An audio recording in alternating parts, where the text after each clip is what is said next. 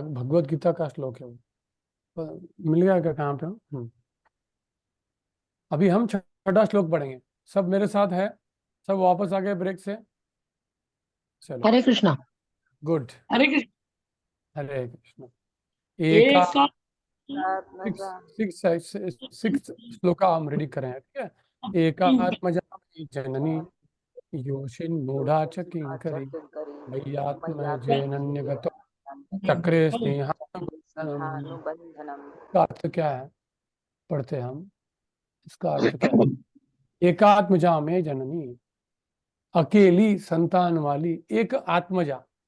आत्मजा मतलब हमारे आत्मा से खुद संतान खुद से आती है, इसलिए इसको आत्मजा कहा जाता है। अकेली संतान वाली योषित जाति से स्त्री, मूढ़ा अज्ञानी, च और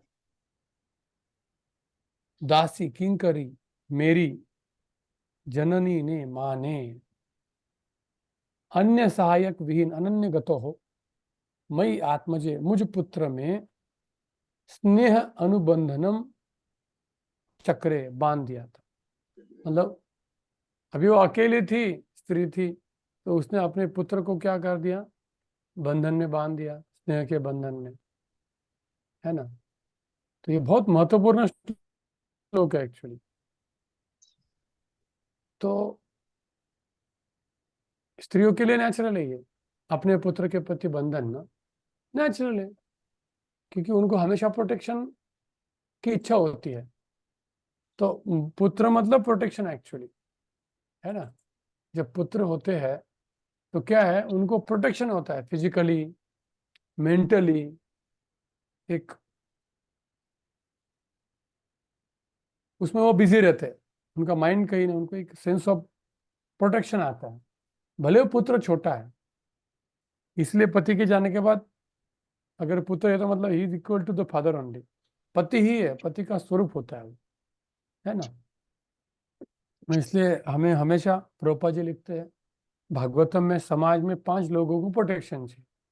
पहले उसमें मेंशन किया है स्त्री, बाद में मेंशन किया है बूढ़े लोग, वृद्ध लोग, तीसरा मेंशन किया है छोटे बच्चे, चौथा मेंशन किया है गाय, और पांचवा है ब्राह्मण।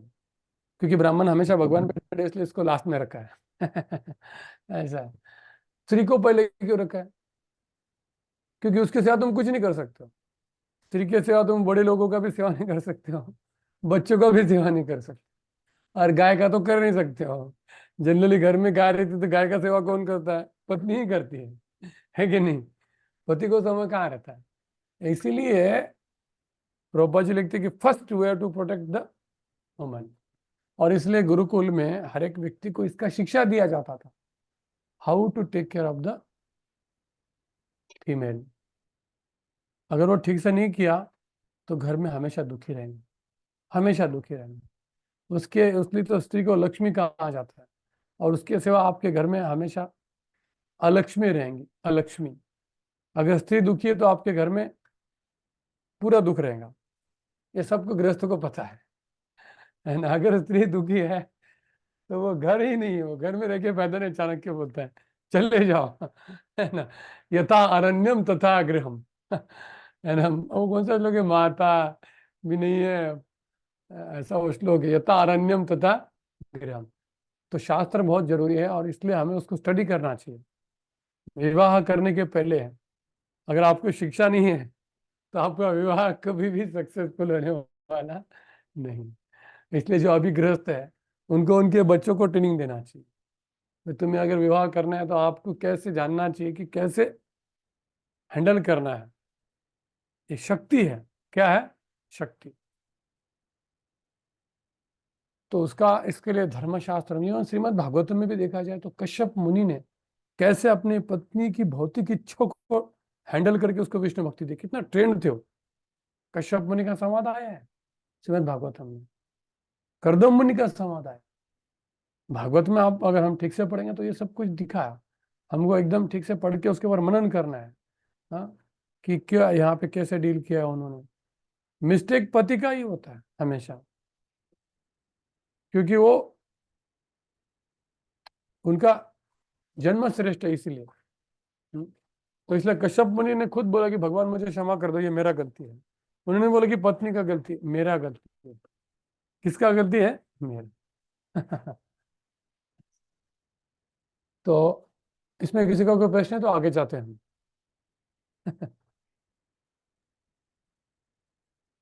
चलिए आगे हरे स्वाद। बढ़ते कृष्ण प्रभु जी। हरे कृष्ण प्रभु जी। हाँ, आपने अभी अभी एक सेंटेंस कहा था, जन्म श्रेष्ठ होता है, आप थोड़ा सा उसे एक्सप्लेन करेंगे जन्म प्रभु जी? श्रेष्ठ मतलब क्या? कि ज्यादा अपॉर्चुनिटी, जैसे देखा जाए तो भगवत गीता में बोला है ना, जो मनुष्य का जन्म एक्चुअली उनका बॉडीली स्ट्रक्चर, उनके ऊपर ज्यादा परेशानी नहीं होती है, तो इसलिए उनका वो शरीर श्रेष्ठ माना जाता है। लेकिन ये भी भौतिक है। क्या है? क्योंकि जब हम भगवत भक्ति की प्राप्ति करते हैं तो क्या हो जाता है? आध्यात्मिक बन जाता है। जैसे जटायु है, वो तो तुच्छ प्राणी में भी तुच्छ था, लेकिन वो सबसे सुप्रीम बन गया। लेकिन एट द सेम टाइम हम इसको निग्लेक्ट नहीं कर सकते। Do the needful, do the, जैसे आदित्याचार्य को चैतन्य महाप्रभु की माँ को लेके जाना है, उन्होंने ऐसे बोला रहे हो भगवान की माँ है, परम भक्त, उसको जाने दो, नहीं, उसको प्रॉपर पैलेंक्विन में लेके गए, क्योंकि वो जो जरूरी वो करना पड़ेगा।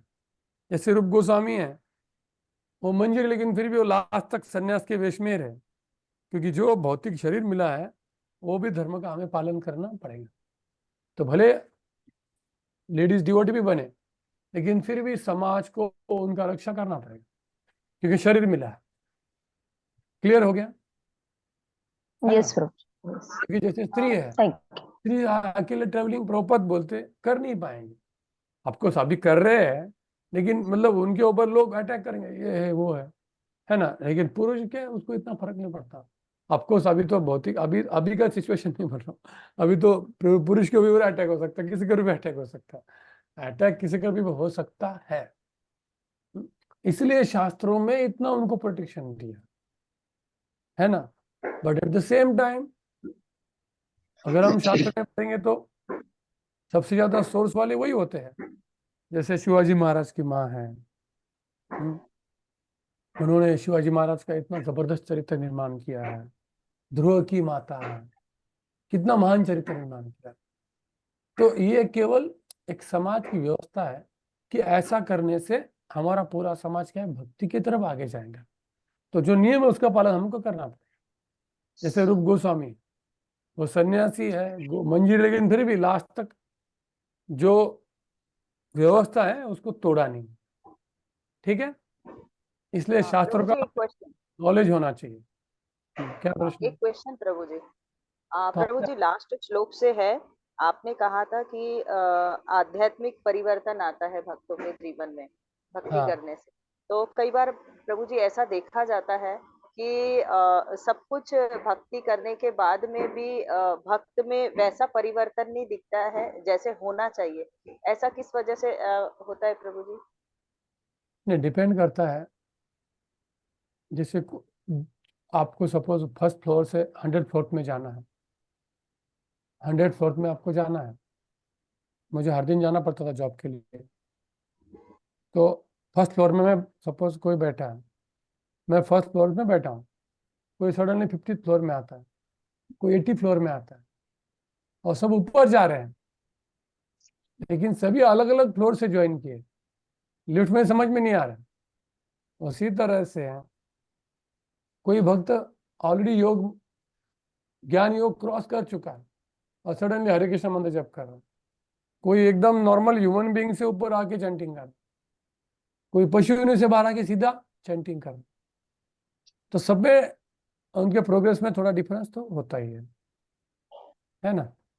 ये हो गया एक बेसिक।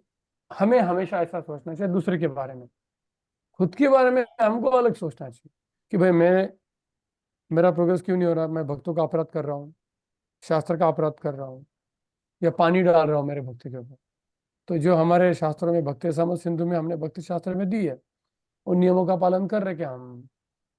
या जो एनआई में दिया है, अत्याहार प्रयास पजल्पो नियमाग्रह जन संघर्ष लोले षड्भिर भक्ति विनश्यति, 100% उसमें से एक कारण है कि हमारे भक्ति का क्या हो रहा है, ये खुद के बारे में। लेकिन दूसरे बारे में हमें क्या सोचना है? हमें पता नहीं उसका पिछला बैकग्राउंड क्या है। खुद के बारे में हमको ये सोचना। सबसे बेस्ट वर्ष ये है, अत्याहार प्रयासस्य पजल्पो नियमाग्रह जनसंघस्य लौल्यस्य षड्भिर्भक्ति विनश्यति। इसमें से एक कारण 100%। हमें और कोई शास्त्र बड़ा खोजने की जरूरत नहीं। हमारे महान आचार्य रूप गोस्वामी ने कितनी कृपा की है। इसलिए मेरा सबसे फेवरेट बुक कौन सा है? उपदेशामृत। और उसमें भी सबसे फेवरेट उसका प्रीफेस है, वो मैंने 100 बार पढ़ा है, अभी भी और पढ़ना है। ऐसा लिखा है प्रभुपाद जी ने, है ना? ठीक है, ओके प्रभु, थैंक यू। तो अभी हम हाँ यहाँ पे परिवर्तन से क्या हम समझे, क्या परिवर्तन जीवन में हम देखें अपने जीवन में? हाँ बाबा, परिवर्तन मतलब ये है कि जैसे कोई भगवान की भक्ति करता है तो धीरे धीरे उसकी भौतिक इच्छाएं कम होनी चाहिए, उसको विरक्ति आनी चाहिए, उसको समझना चाहिए कि जीवन नश्वर है, हमारे जीवन का उद्देश्य क्या है, कैसे हमें भगवान की प्राप्ति करनी है। ये हो गया उसका इंटरनल ग्रोथ। और सर्टन थिंग हमें एक्सटर्नली करना पड़ेगा समाज में रहेंगे तो। जो आपका आश्रम है, गृहस्थ आश्रम को गृहस्थ आश्रम के नियमों का पालन करना पड़ेगा। इसलिए तो वर्ण आश्रम ये दो इंपॉर्टेंट चीज है। आपका स्पिरिचुअली तो सबको आगे जाना ही है हमें, है ना? लेकिन जो आपका करंट आश्रम है उसके अनुसार आपको कार्य करने पड़ेंगे। और जैसे हमारे आनंद मुंदान प्रभु है मुंबई के, वो हमेशा एग्जाम्पल, मतलब मैं उनके हमेशा लेक्चर सुनता हूँ। लेकिन मैंने मेरे गृहस्थ आश्रम में पूरा पूरा व्यवस्था किया। अभी मैं हर दिन 64 माला करता हूँ, दिन भर लेक्चर देते रहता हूँ। लेकिन अगर उस समय में अगर मैंने मेरा काम नहीं करता तो अभी मैं कर नहीं सकता था।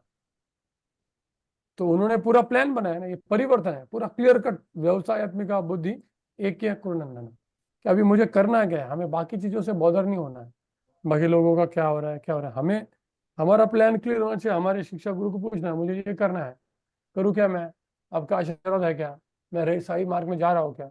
अगर हमारे जीवन में ऐसा कोई व्यक्ति नहीं है जिसको हम पूछ सकते हैं तो हमारा भक्ति में प्रोग्रेस होने नहीं वाला है।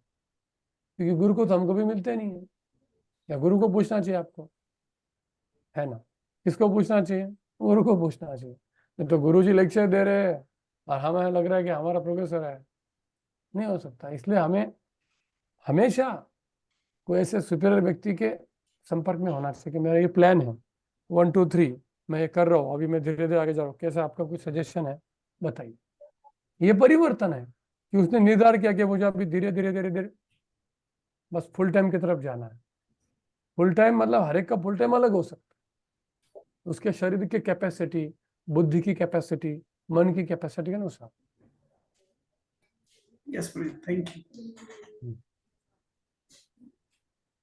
अभी 7वें श्लोक में जाते हैं हम। 7वां श्लोक पढ़े, सब साथ में पढ़ेंगे, ठीक है? स्वातंत्रता स्व शास्वंत्रता न कल्पासीत योगक्षेमं ममेच्छति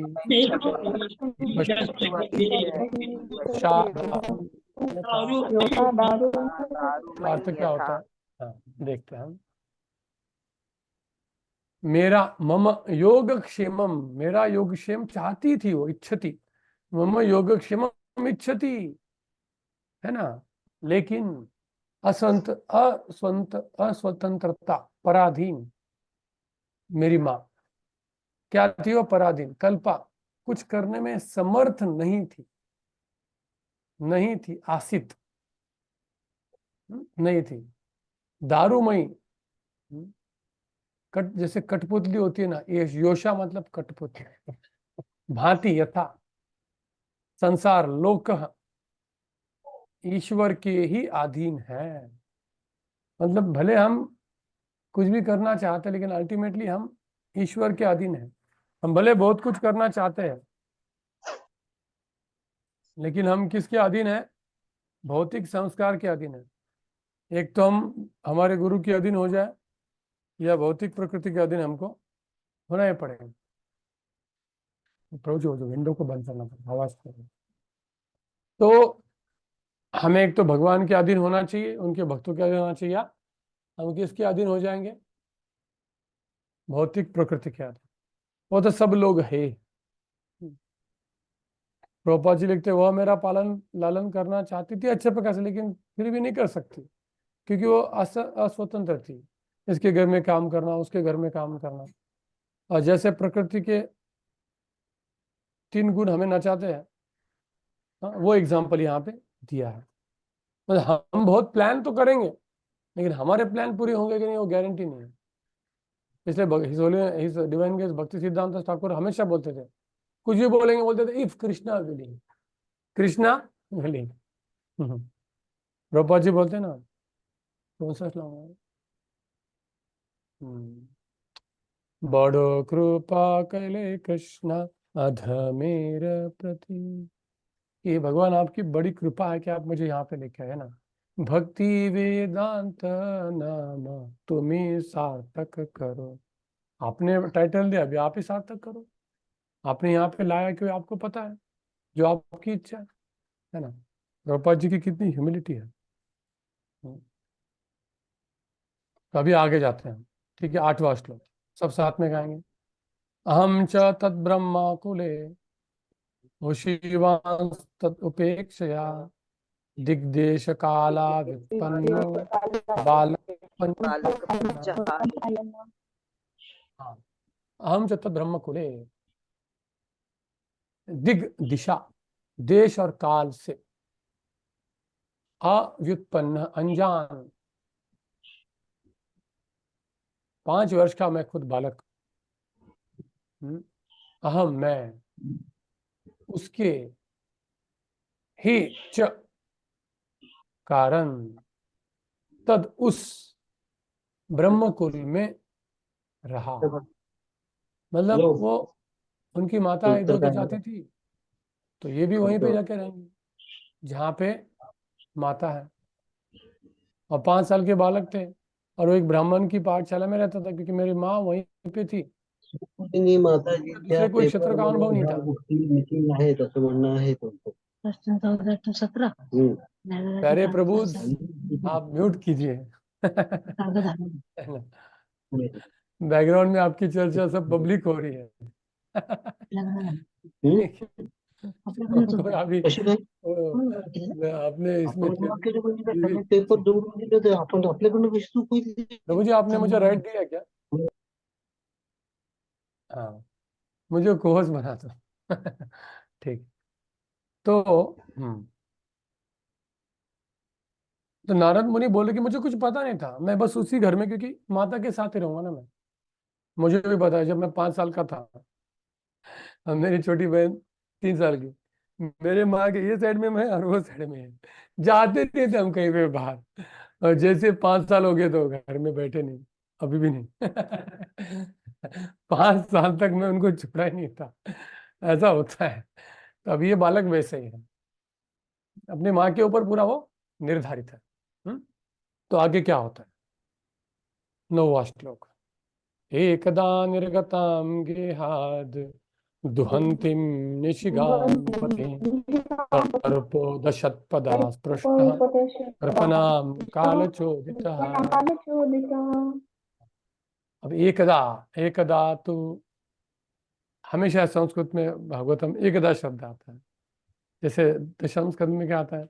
एकदा गृहदासीषु यशोदानंद गेहिनी। आ गया, हाँ। एक बार यशोदा क्या कर रही है? हाँ? निर्ममंतम स्वयं दधी यानि कानि च गीतानि तस्य गीत चरितानि च। तो ऐसे एकदा, एक बार, वंस अपॉन ए टाइम क्या हुआ? एकदा, एक बार गाय को दुहने के लिए, दुहंतिम गाम, गाम मतलब गाय, रात्रि में निशि गिहात, पंचम व्यक्ति है, देहात देवात, घर से निर्गताम चली गई, है ना। तो क्या हुआ? चली गई। उस बेचारी को कृपणाम, मार्ग में पति, क्या हुआ? पदा, पैर से छू जाने पर स्पृष्ट, काल से प्रेरित होकर, काल चोदित सर्प अदशत, ये भूतकाल है, दश मतलब डसना, अदशत मतलब डस लिया। तो काल के प्रभाव से उनका टच हो गया सर्प को, और सर्प ने उनको टच कर दिया। उन्होंने सर्प को टच किया तो कुछ नहीं, सर्प का टच हमारे लिए भारी पड़ गया। सर्प ने टच कर दिया, उनका क्या हो गया, मृत्यु हो गया। तो यहाँ पे क्या लिखा है, काल चोदिता, काल के प्रभाव से हुआ, ऐसे अनजाने में नहीं होता है, कोई भी चीज ऐसे अनजाने में होती नहीं, काल चोदिता। अब इसका तात्पर्य पढ़े जिसने अभी तक पढ़ा नहीं। एक सत्यनिष्ठ आत्मा को एक सत्यनिष्ठ आत्मा को ईश्वर के पास खींच लाने की यह विधि है। बेचारा बालक केवल अपनी स्नेहमयी माता की देखभाल में रह रहा था, तो भी उसकी माता को परम इच्छा के फलस्वरूप इस संसार से उठा लिया गया, जिससे कि वह बालक पूर्ण रूप से श्री भगवान की कृपा पर आश्रित हो जाए। तो प्रभुपाद जी बोलते एक सत्यनिष्ठ आत्मा को ईश्वर के पास खींच लाने की विधि है, ऐसा होता है। ये प्रभुपाद जी का खुद का एग्जाम्पल है। प्रभुपाद आज हृदय आदेश प्रभु लेक्चर में बोले थे कि प्रभुपाद टॉप 10 में आ सकते थे वर्ल्ड के, इतने इतने उन्होंने केमिकल में क्रांति की थी, खुद की डॉक्टर बोस बहुत कुछ मेडिसिन बना रहे थे प्रभुपाद, लेकिन भगवान ने बोला ये मेरा भक्त ऐसा क्या कर रहा है, उनकी फैक्ट्री में आग लगा दिया भगवान ने और उनके सब रास्ते बंद कर दिए। तो ये सबका कल्याण होता है। अभी कोई बोलेगा अरे नारद मुनि की माँ को भगवान ने क्यों मारा, ये तो अन्याय हो गया। लेकिन इसमें क्या हो रहा था कि उनकी माँ का भी प्रोग्रेस नहीं हो रहा है, नारद मुनि का भी प्रोग्रेस नहीं हो रहा है। अभी भगवान की माँ को सांप ने डसा मतलब उनका कल्याण ही है उनका, हमको पता नहीं। एक बार फिजी में एक मुस्लिम व्यक्ति डिवोटी बन गया, फिजी में एक साल उसने चैंटिंग किया, सडनली उसका मृत्यु हो गया, हार्ट अटैक आ गया। सब भक्त बोले प्रभुपाद इसका मृत्यु कैसे हो गया, तो चैंटिंग कर रहा था, यंग था। तो प्रभुपाद जी ने पूछा उसकी हिस्ट्री निकालो। उसकी हिस्ट्री में क्या पता चला कि उसको घर से बहुत मुश्किलें थी, उसकी पत्नी उसके बच्चे बिल्कुल फेवरेबल नहीं थे, उसको परेशान कर रहे थे, चैंटिंग छोड़ दो, ये कर दो। तो इसलिए प्रभुपाद जी बोले आपको मैं 1 साल के बाद इस प्रश्न का उत्तर देता हूँ। कितने साल के बाद, 1 साल के बाद। फिर बाद में क्या हुआ, उनकी पत्नी मंदिर में आने लगी, बच्चे मंदिर में आने लगे और एकदम सीरियस भक्त बन गए। 16 राउंड हरे कृष्ण कृष्ण कृष्ण हरे हरे, हरे राम राम राम हरे। तो 1 साल का प्रभुपाद बोलते आप लोगों को प्रश्न था ना, आ जाओ। बोले 1 साल पहले उनकी पत्नी चैंटिंग कर रही थी, नहीं उसको करने दे रही थी, नहीं। अभी वो भी भगवान ने उसको एक जगह पे लिया, मुझे पता है उसको कहाँ रखा है, वहां पे बैठ के वो पूरा चैंटिंग कर रहा है। आप उसकी पत्नी भी कर रही, तो भगवान का प्लान होता है। क्या होता है, बस ये थे भगवान को, इसलिए अब अर्जुन बोलते हैं ना करिष्ये वचनम तव। भगवान की प्लानिंग बहुत पावरफुल होती है। हाँ, जैसे कनकदास दक्षिण भारत में कर्नाटक में उनका विवाह हो रहा है, विवाह के बीच में शत्रु आके उनको सब मार देते हैं और वो कुछ भी नहीं कर सकते, और फिर वो फ्यूचर में व्यास तीर्थ से दीक्षा लेके इतने महान संत बन गए। तो भगवान का क्या इच्छा हमको पता नहीं है। और जो भी हो रहा है ऐसे चीजों में, ऑफकोर्स हर एक व्यक्ति के जीवन में भगवान इतना इंटरफेयर नहीं करते, लेकिन करते भी है। अगर वो भगवान के पास आना चाहता है तो भगवान को क्या करता है कि उसको उस सिचुएशन से बाहर निकालेंगे और ऐसे सिचुएशन बनाएंगे जहाँ पे उसका भक्ति का प्रोग्रेस हो जाए। स्वर्ग में भेजना कोई बड़ी बात नहीं, लेकिन हमको वहां जाना नहीं। अगर वो बहुत सिंसियर है तो प्रभुपाद जी छठे भगवत गीता में भगवान बोलते हैं अगर किसी ने बहुत दीर्घ काल तक चैंटिंग किया है, भक्ति का प्रोसेस किया है, तो उसको भगवान के महान भक्तों के घर में जन्म मिलता है। और जस्ट थोड़ा चैंटिंग किया है, भौतिक इच्छा थी, तो उसको स्वर्ग में प्राप्ति होती है, फिर स्वर्ग से वापस यहाँ पे उच्च कुल में जन्म होता है। तो एटलीस्ट हमें सेकंड कैटेगरी में होना चाहिए, फर्स्ट कैटेगरी में हमें जाके फायदा नहीं है, क्योंकि घोर कलयुग में अगर हम वापस आएंगे तो कुछ कर नहीं पाएंगे हम है ना। इसलिए हमें कौन से कैटेगरी में रहना है, सेकंड कैटेगरी, फर्स्ट में कभी नहीं रहना। तो यहाँ पे जो भी हो रहा है काल के प्रभाव से हो रहा है। किसके प्रभाव से हो रहा है, काल मतलब ये भगवान की कृपा है। काल मतलब भगवान की कृपा है, क्योंकि उस भक्ति वेदांतों ने नारद मुनि को आशीर्वाद दिया था, तभी भगवान को नारद मुनि को तो भगाना ही पड़ेगा, अपनी तरफ खींचना ही पड़ेगा। उसमें उनकी माँ का भी फायदा होगा। ठीक है, नेक्स्ट। तदा तदहम ईशस्य भक्तानां शमवीक्षितः अनुग्रहं मन्यमान प्रातिष्ठम दिशम उत्तरम। ठीक है, यहाँ पे क्या बोला है? तदा तब, मैं अहम तद, मैं उसको क्या कर रहा हूं? भक्तों का मंगल, भक्तानाम शम, चाहने वाले, अभिप्सितः, भगवान की, ईशस्य, उनके, देवस्य, क्या मान रहा हूं? अनुग्रहम, कृपा मानता हूं, मन्यमानः, और इसलिए मैंने क्या किया? कुछ रोया नहीं मैं। उत्तराम दिशाम प्रातिष्ठम, चल दिया मैं उत्तर की ओर मैं चल दिया। ऐसा नहीं कि भगवान मेरे साथ ऐसा क्यों किया, अभी मेरी रक्षा कौन करने वाला है, ऐसा कुछ नहीं किया, निकल गए। इसका भागवतम में क्या उदाहरण है कि एक भगवान के महान भक्त ने इसको भगवान की इच्छा मांगी, ये सब प्रयोजिता, और निकल पड़े हो। कौन सा एग्जाम्पल है? फर्स्ट कैंटो में ही है, आगे आएगा। कौन सा है बताइए? परीक्षित महाराज। बराबर। और विदुर, महाराज विदुर। विदुर का क्लासिक एग्जाम्पल, दुर्योधन ने अपमान किया, स्वयं धनुर्धारी निहाय माया, खट, सॉरी दूसरे स्कंद में आता है, चले गए विदुर, छोड़ दिया उसको। और परीक्षित महाराज का भी है कि उनको लगा कि अभी ये, ऑफकोर्स परीक्षित महाराज ने शमीक ऋषि के गले में सांप भगवान की कृपा से ही रखा था, काल चोदित, क्योंकि भगवान को श्रीमद् भागवतम का निर्माण करना था, इसीलिए परीक्षित ने भी सोचा बस तम मोपयातु पतियंतु विप्रा गंगा च देवी मृत सत्यमीशे,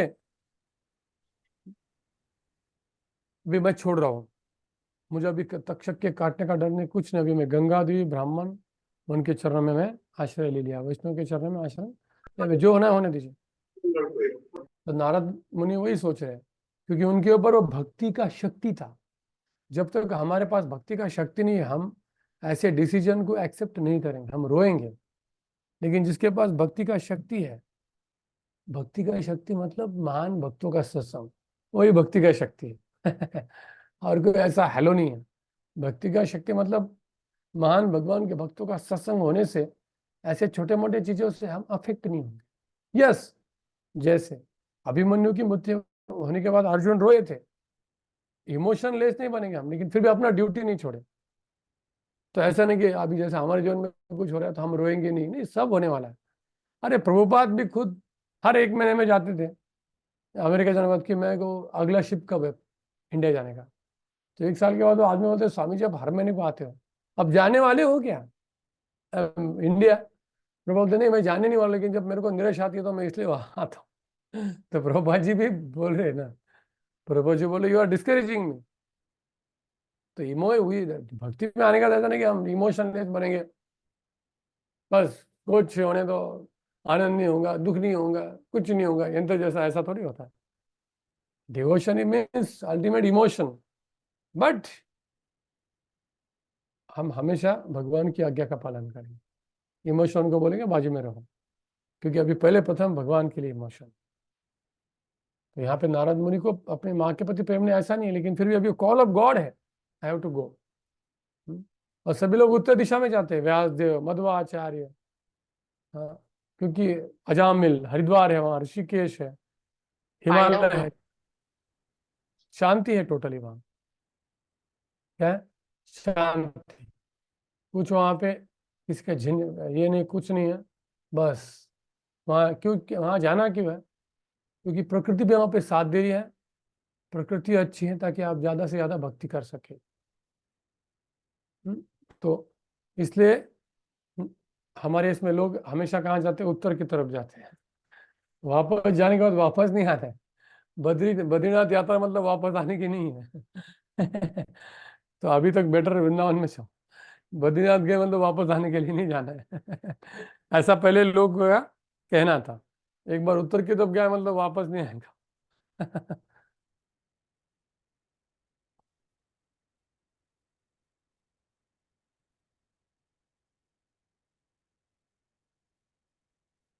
वहां जाते हैं तो बस संन्यास, वानप्रस्थ। अभी इसका तात्पर्य पढ़ी जिसने पढ़ा नहीं है। भगवान के विश्वस्त भक्त पग पग को भगवान का वरदायक आदेश समझते हैं। जिसे लौकिक दृष्टि से विषम या कठिन क्षण समझा जाता है, उसे भगवान की विशेष कृपा के रूप में स्वीकार किया जाता है। लौकिक समृद्धि एक प्रकार का भौतिक ज्वर है, किंतु भगवान के अनुग्रह से इस ज्वर का तापमान धीरे धीरे गिरता जाता है और पद पद पर आध्यात्मिक स्वास्थ्य लाभ होता रहता है। संसारी लोग इसका गलत अर्थ लगाते हैं।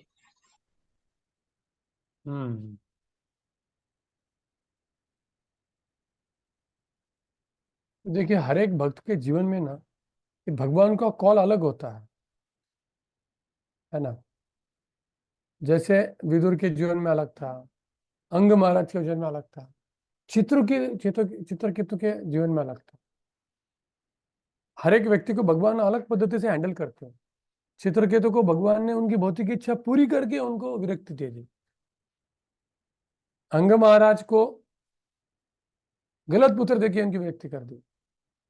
अलग अलग लोगों को भगवान अलग अलग तरीके से हैंडल करते हैं, है ना। क्योंकि चित्रकेतु को समझ में नहीं आ रहा था, इसलिए भगवान बोले ठीक है बाबा तेरे पूछो पूछो पुत्र होने दे। फिर बाद में उसको मृत्यु हो गया। तो हर एक के जीवन में भगवान यूनिक वे से उसका प्यूरिफिकेशन करते हैं। किसी भी दो व्यक्ति का समान प्यूरिफिकेशन कभी नहीं होगा, क्योंकि हर एक व्यक्ति एक स्वतंत्र व्यक्ति है। तो हमें किसी से तुलना नहीं करनी, भाई इसके जीवन में ऐसा हो रहा है मेरे जीवन में क्यों नहीं हो रहा। हर एक व्यक्ति का प्यूरिफिकेशन अंदर से हो रहा है, उसी को पता रहता है, दूसरे को पता नहीं होता है। तो शास्त्र में ऐसे कितने उदाहरण भागवतम में है ना। ध्रुव महाराज का है, उत्तानपाद महाराज का महाराज का प्यूरिफिकेशन भगवान ने कैसे किया, अलग तरीके से किया। उनके लड़के को लेके कि फिर उनको बुरा लग रहा है, वो जंगल में चले गए। उत्तानपाद कोई नॉर्मल व्यक्ति नहीं था, बहुत महान भक्त थे। लोग बोलेंगे हैंडपेक हस्बैंड, और उनका नाम भागवतम में क्यों है। और तुरंत संन्यास लिया, वानप्रस्थ लिया उन्होंने। इनको कितना महान राजा कहा। लेकिन भौतिक प्रकृति ऐसी है कि किसी की भी हाथ से भी मिस्टेक हो सकती है, क्योंकि भौतिक प्रकृति के कारण। क्यों? भौतिक प्रकृति के कारण। तो नारद मुनि तुरंत चले गए। ठीक है, अभी कहाँ कहाँ जाते हैं इसका वर्णन अगले श्लोकों में दिया है कि कैसे नारद मुनि पर्यटन करेंगे, पर्यटन करते समय उनको कैसे कैसे अनुभव आते हैं। ये भी बहुत सुंदर सुंदर श्लोक है। भले हमें लग रहा है कोई इसमें डिस्क्रिप्शन दे, लेकिन डिस्क्रिप्शन कोई भी भौतिक नहीं है। इससे भी हमें भक्ति का ही शिक्षा मिलता है। ठीक है, अभी हम 11वां श्लोक पढ़ेंगे। स्पीतांजन पदान तत्र पुरग्राम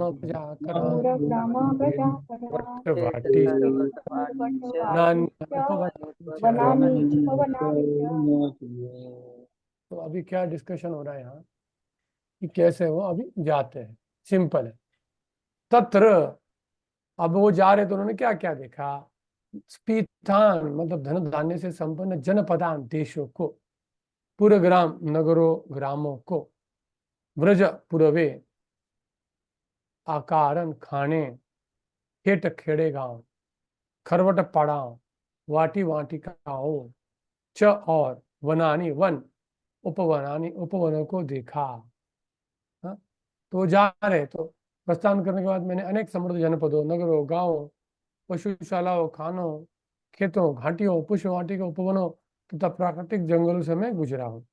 अभी प्रभुपाद जी का तात्पर्य बहुत सुंदर है, पढ़िए जिसने पढ़ा नहीं है। वर्तमान दृष्टि के पूर्व भी कृषि, खनन, फार्मिंग, उद्योग, उद्यान विज्ञान आदि के क्षेत्र में आज के ही समान मनुष्य की गतिविधियां थी, और यही गतिविधियां अगली सृष्टि में भी बनी रहेगी। करोड़ों वर्षों के बाद प्रकृति के नियम द्वारा किसी एक सृष्टि का शुभारंभ होता है, और विश्व का इतिहास प्राय इसी रूप में पुनरावर्तित होता रहता है। लौकिक अज्ञानी जन पुरातात्विक उत्खननों में अपने समय को व्यर्थ गवाते रहते हैं, किंतु जीवन की मूलभूत आवश्यकताओं की खोज नहीं कर पाते। श्री नारद मुनि ने आध्यात्मिक जीवन की प्रेरणा पाने के बाद भले ही अभी वे केवल एक बालक थे, आर्थिक विकास में अपना एक क्षण भी नहीं गवाया। यद्यपि वे नगरों तथा गांवों, खानों तथा उद्योगों में से होकर गुजरे थे, वे निरंतर प्रगतिशील आध्यात्मिक उन्नति की ओर बढ़ते गए। श्रीमद् भागवत इतिहास की पुनरावृत्ति है जो करोड़ों वर्ष पूर्व घटित हुआ था।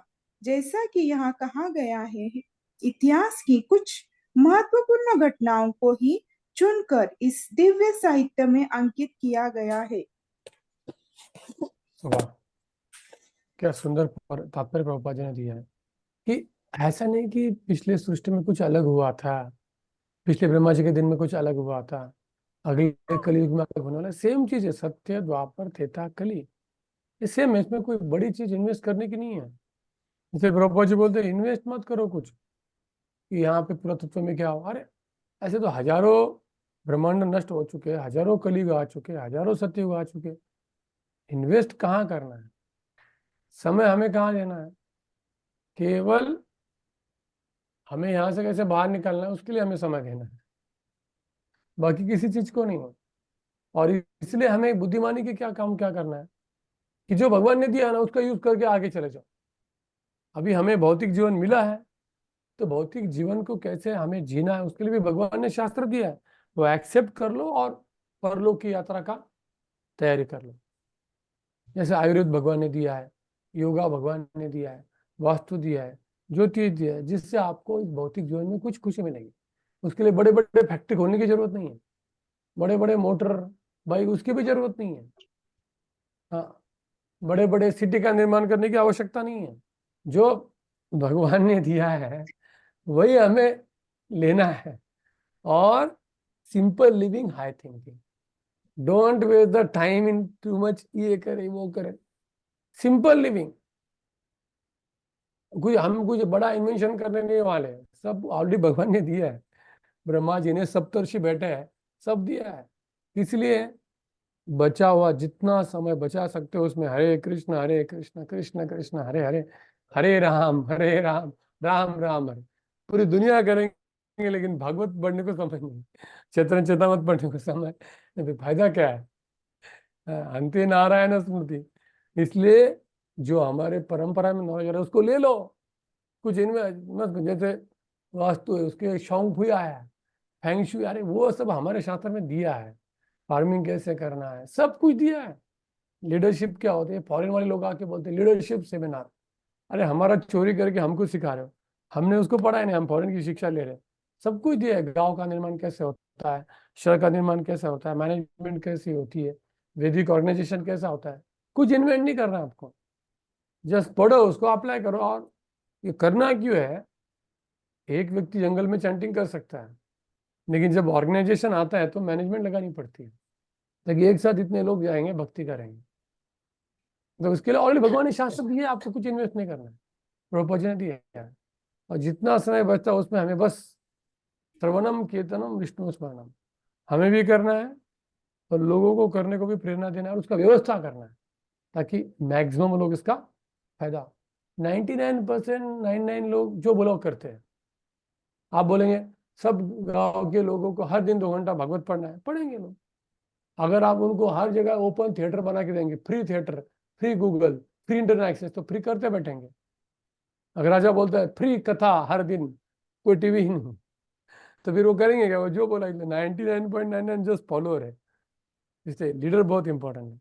यद यद आचरती श्रेष्ठ तत्त दिव्य जना सयत प्रमाणम करुते लोक सदन होते, क्योंकि 99.99% people are simply manipulated by the top people. जो ये लालची लोग जो लीडर है, ये 99.99 लोगों को मैनिपुलेट कर रहे हैं। इसलिए इस्कॉन का निर्माण प्रभुपाद ने क्यों किया, ऐसे लीडर्स को बनाना ताकि वो भक्ति को डिफॉल्ट कर देंगे। अभी क्या किया इन लीडरों ने, सेंस ग्रेटिफिकेशन को डिफॉल्ट कर दिया। किसको, सेंस ग्रेटिफिकेशन। बट हमारे लीडर जब बनेंगे तो क्या करेंगे, भक्ति को जैसे भक्ति ठाकुर ने एक बार संडे एकादशी के आया तो उन्हें बोला हर एकादशी को छुट्टी, संडे की छुट्टी को क्या बोलते उन्होंने, एकादशी। फिर अगली बार से हर एकादशी को छुट्टी आ गई, तो अच्छे से वो 60 पर राउंड कर सकते। जॉब जाएंगे तो कैसे करेंगे, है ना। ऐसे भक्ति ठाकुर बुद्धिमान थे।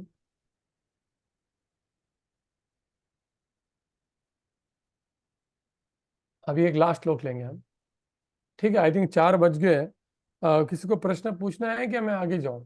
अगर क्वेश्चन है तो क्वेश्चन, लेकिन नहीं तो मैं स्टॉप करूंगा, मुझे ज़्यादा लेना नहीं, बियॉन्ड टाइम मुझे लेना। लेकिन हमारा समय थोड़ा वो, मेरे पास लिंक प्रॉपर नहीं आया था, उसमें मेरा 5 मिनट में बोल नहीं पाया था, इसलिए 5 मिनट एक्स्ट्रा लेने वाला मैं। कोई प्रश्न है?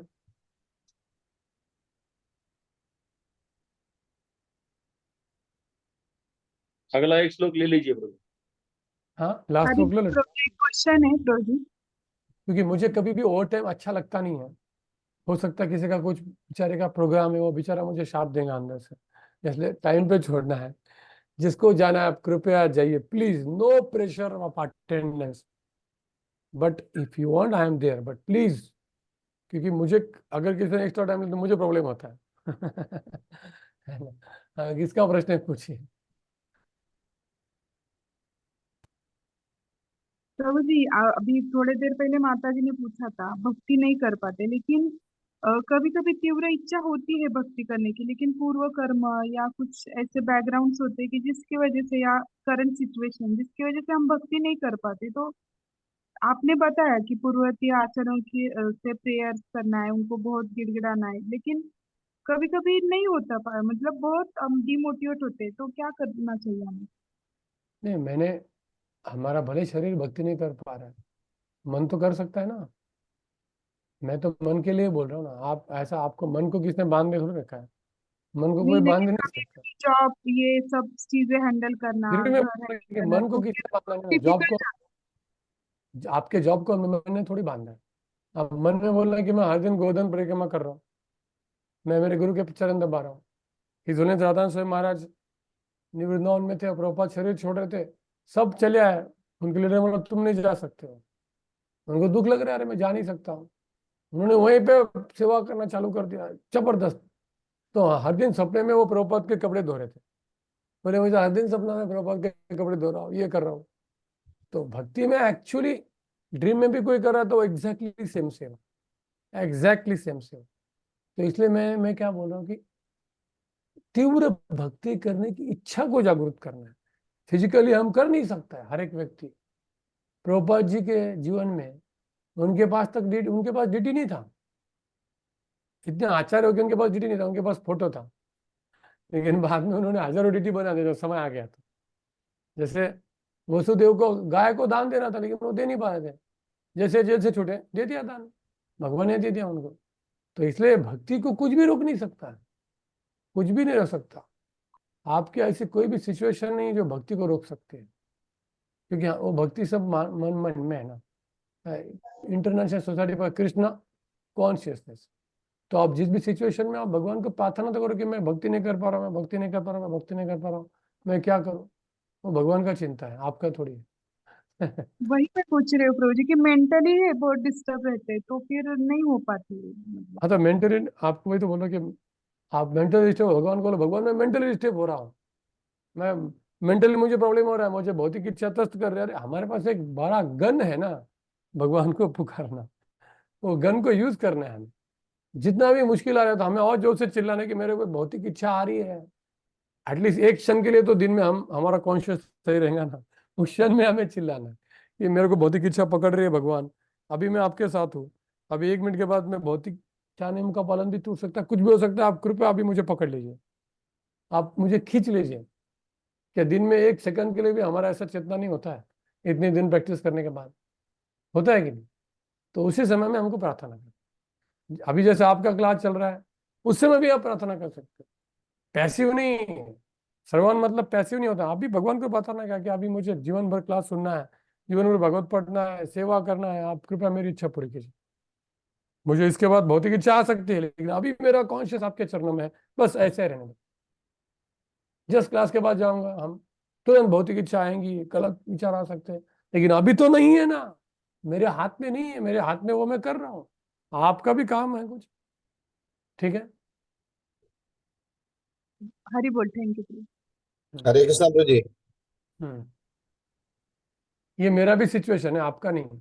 मैं क्लास देते थे, भगवान को प्रार्थना करो कि मैं 24 घंटे वही करते रहो, मैं कोई भी भौतिक कार्य नहीं करूँ, बस आप मेरी इच्छा को पूरा कीजिए।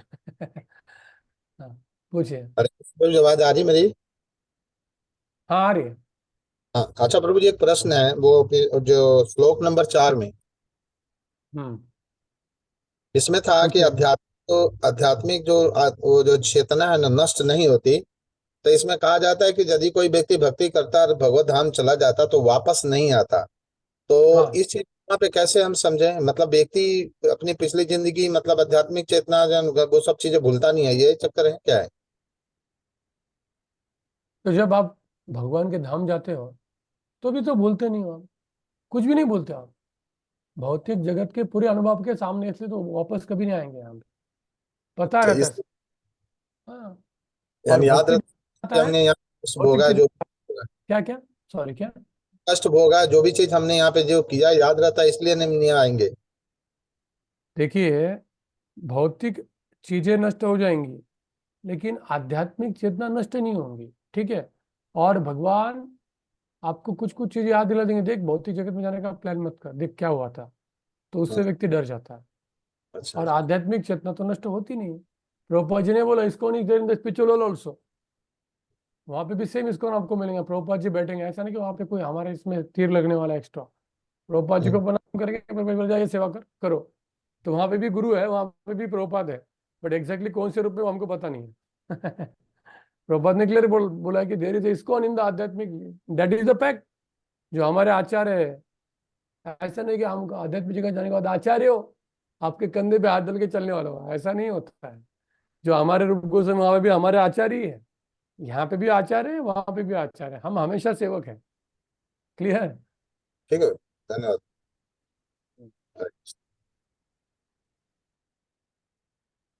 आई think we should stop here. आप हरे पूछो। हरे कृष्णा, दंडवत प्रणाम प्रभु। प्रभु अभी कल क्लास नहीं है, कल एग्जाम है। ओके, तो अगले सैटरडे संडे। हाँ, अगले संडे को भी पहले सत्र की एग्जाम है। तो वो, ठीक है, लेकिन वो क्लास तो रहेगा। वो एग्जाम जो है वो हम अदर देन क्लास के टाइमिंग की अलावा लेंगे। तो अभी कल एग्जाम नहीं, कल क्लास नहीं है। कल अगले कल सैटरडे कल की फिर क्लास नहीं है, अगले सैटरडे संडे होगा। सेम समय ना? हाँ, सेम 2 से 4। ठीक है। तो अभी क्या समय हुआ है? 4:08। मैंने थोड़ा 8 मिनट एक्स्ट्रा लिया, उससे क्षमा मांगता हूँ। No problem, no problem. मुझे टाइम पे छोड़ना है, तो किसी को कोई प्लान हो सकता है, हमें डिस्टर्ब नहीं करना। ठीक है। जय नारद थैंक मुनि। यू माधव सेवा प्रभु। हरे कृष्णा। हरे नारद हरे मुनि। कृष्णा, दंडवत प्रणाम हरे प्रभु जी। कृष्णा, श्रील दंडवत प्रभुपाद, प्रणाम। श्रील प्रभुपाद, हरे बेचकितानंद कृष्णा। नाम पावनेभ्यो वैष्णवेभ्यो नमः। हरे अनंत कोटि कृष्णा। हरे कृष्णा। धा हरि बोल। हरि बोल। तुम्हाला तुमच्या काय अनाउन्समेंट करायचं तुम्ही करा, ठीक आहे। जय श्री राम।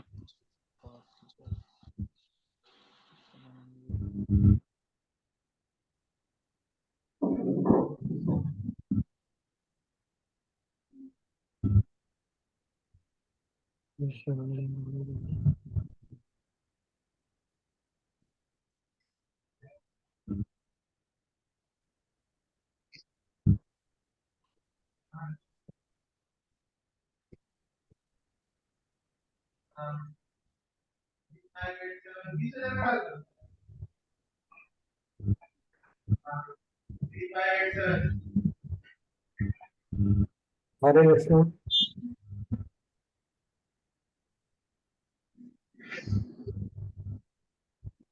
कहिए प्रभु जी। हरे कृष्णा।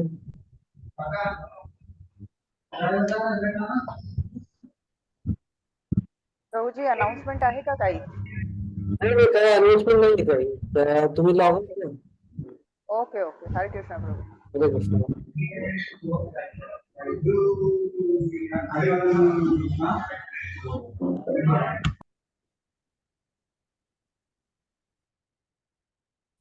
कोई अनाउंसमेंट रहेगा प्रभु जी? क्या बोले प्रभु जी? कोई अनाउंसमेंट है? नहीं नहीं, कुछ भी अनाउंसमेंट नहीं है, आप लॉग आउट हो जाइए. ओके जी, ठीक है।